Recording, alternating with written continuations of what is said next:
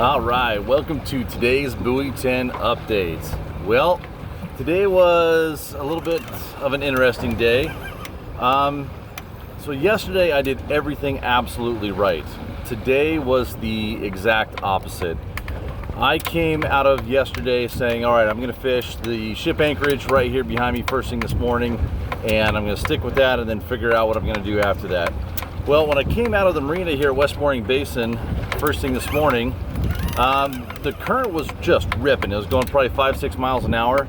And anytime I see that, the first thing I think of is, man, that's going a little bit too fast, and Washington side should be it. So I ran all the way over there to Washington side, and it was quiet. I saw 5 or 6 nets on the first pass, marked a few fish, and then after that, nothing. So I ended up coming back over here to Oregon, and there were a lot of fish on the graph, but there were probably 500, 800 boats. It was crowded, but hey, it's the weekend. What do you expect?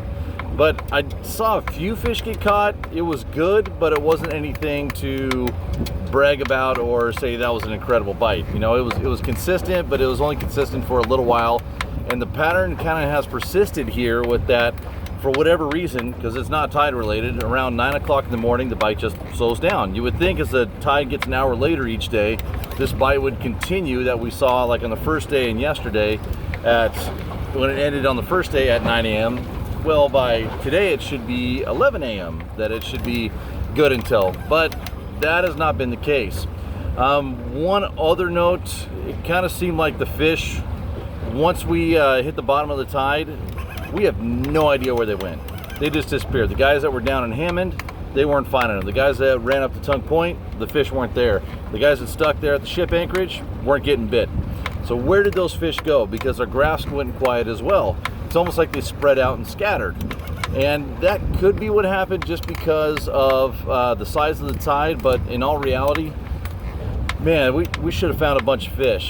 I know that the Washington side ended up doing actually pretty good here this afternoon, and when the tide started coming back in, and we are getting into those tides where the Washington side should start producing better than the Oregon side.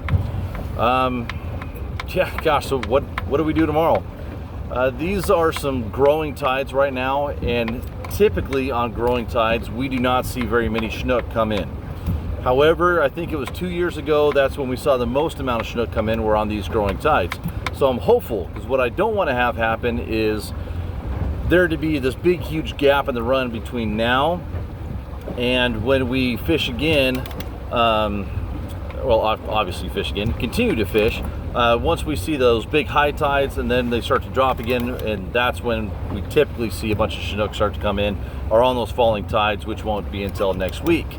So hopefully we get a bunch more Chinook come in, but I mean there was a good number of fish, but on these growing tides, the fish that have been staging here, which is the fish we've been catching, and we can tell that because there's no sea lice on them. When there's no sea lice on them, that means they've been in this fresh water transitioning for several days, 4, 5, 6, 7 days, and that's the fish that we've been catching. We have not seen a new batch of fish come in yet that's just covered up in sea lice.